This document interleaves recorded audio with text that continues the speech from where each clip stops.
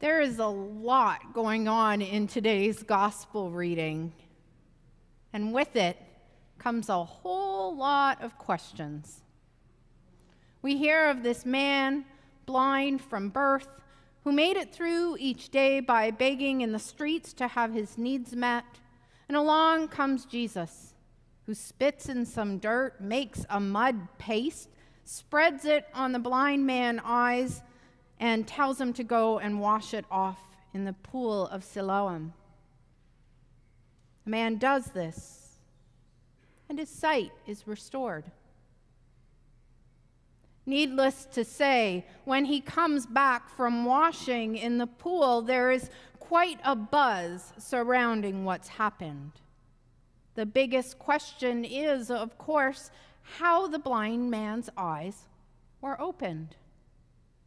To which he answers plainly, "The man called Jesus made mud, spread it on my eyes, and said to me, 'Go to Siloam and wash.' Then I went and washed, and I received my sight."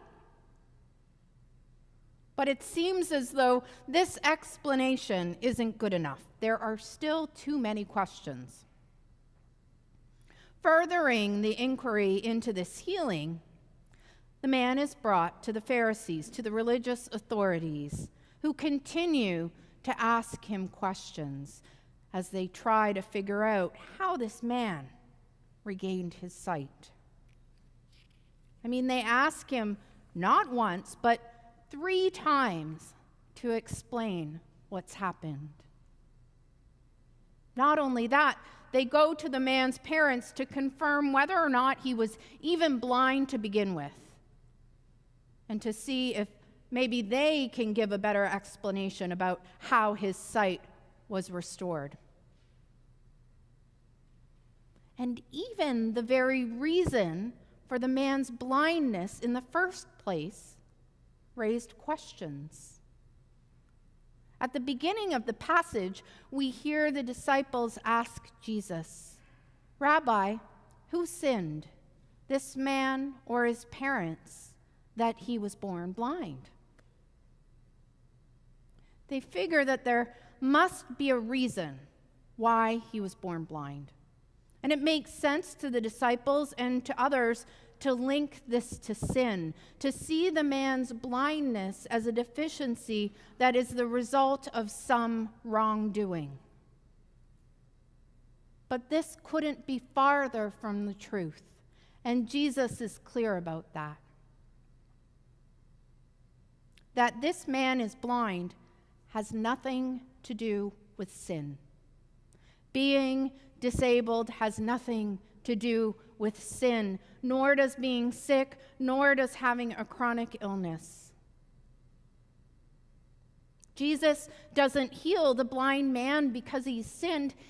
He doesn't even really heal the man because he's blind. He heals him to show the glory of God's work revealed in Jesus and restored into relationship with him. You see, sin separates us from one another and from God. And in this story, the blind man was cast out by his family, society, his religious community. He was alone. And you can bet that he thought God had cast him out too. But Jesus comes along and reveals that this isn't the case, that this man is anything other than separated from God. And still, this doesn't fly with those around him. Even with his sight restored, those around him miss the point. They're fixated on discrediting Jesus. They can't fathom their way of life, their way of doing things, their way of making sense of things being upended. And so, even after he's been healed, this man faces the scrutiny of his neighbors and the Pharisees. Even after he's been healed, there's a lack of support from his very own parents, who more or less throw him under the bus.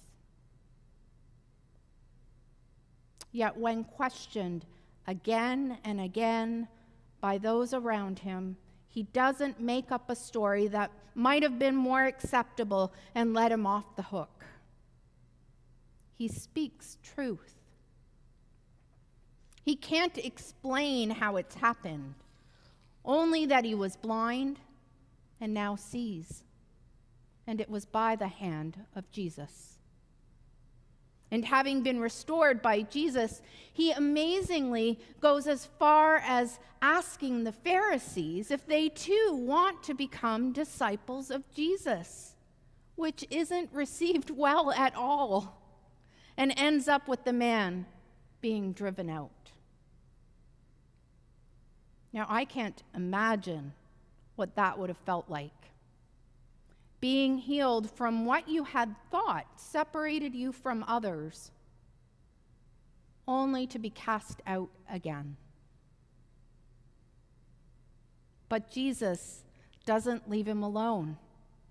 Jesus seeks him out and reveals to him that he is the Messiah, welcoming him into new life, a life open to seeing in a way that is only possible through Jesus. Now we too are welcomed into this new life, into seeing in a way that is only possible through Jesus. And yet there are times that we don't see so clearly.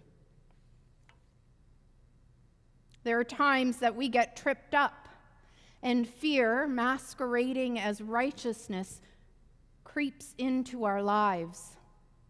Maybe we put up barriers thinking they'll keep us safe, but they actually keep us from experiencing the fullness of this beautiful life that Jesus calls us to live together.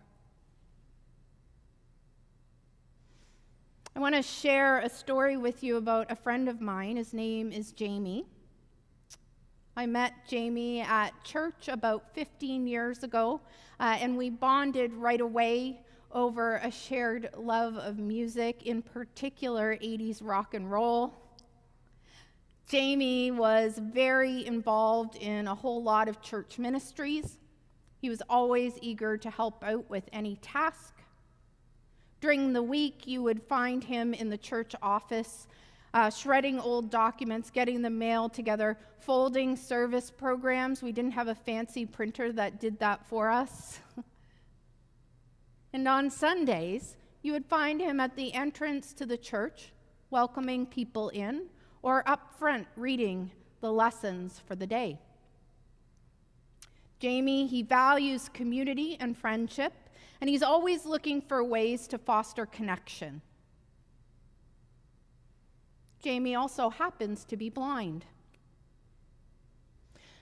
Now, the church community that we belonged to shared in a ministry that sought to provide a regular healthy meal for those experiencing homelessness, food insecurity, or even loneliness. And around Christmas time, there would be a big party, complete with a pickup choir singing carols, a visit from Santa with gifts for everybody. And given all the moving parts, the call went out for more hands on deck for the evening. Jamie and I both headed out to lend a hand. Now, because the gathering happened over dinner time, volunteers were invited to eat as well. When it was our turn to eat, Jamie and I filled our plates, and I started to lead us to a room where I'd been told that the volunteers were eating. Now, as we meandered away from the hustle and the bustle of the gymnasium, filled with folks sharing a meal together, Jamie asked where we were going. I told him, and he stopped abruptly. Why aren't we eating here with everyone else? Now, I'd like to say that in that moment, I saw what Jamie saw: division, separation, an us and them scenario. I didn't. I told Jamie that's just the way things were organized for the evening, and we went to the designated room and we ate with a few other volunteers. While we were eating, Jamie brought it up again. It sounded like a lot more fun in there, he said. Why is it that we're eating here? Aren't we supposed to be making new friends? Jamie saw as a disciple of Jesus. Jamie's vision was clearly focused, seeing Jesus as the illuminator of life. And Jamie's willingness to speak the truth of Jesus, it spurred on change. From then on out, the way that ministry was lived into shifted. Everyone ate together. And sitting at the same table, relationships were formed, friendships were made, and lives were transformed in so many different ways. For Jamie and for the rest of us, part of the transformation came with the recognition that, though blind, Jamie was the one who saw clearly. That he was a vital part of the community of Christ, and he was calling us back to who we're called to be. A people actively sharing the love of Jesus with others, recognizing that all are called into relationship with the one who is the light of the world.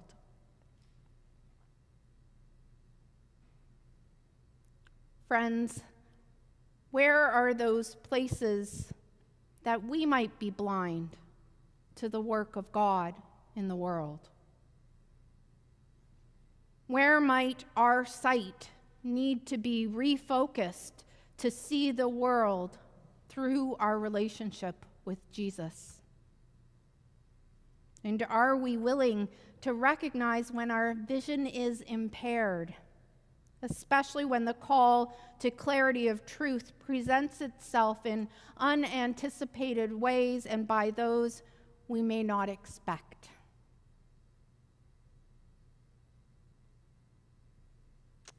And friends, what of those of us who find ourselves relating more to the blind man from our gospel lesson today? Can we begin to let go of the lie that we have done something wrong? Can we begin to see ourselves as worthy of God's love and the love of those around us? As one sought out by Jesus and integral to the wholeness of the community of faith? And might we all begin to grasp that united as those learning to follow Jesus Christ together is exactly the place that God welcomes us to be, where we can, even with all our unanswered questions, say, yes, we believe.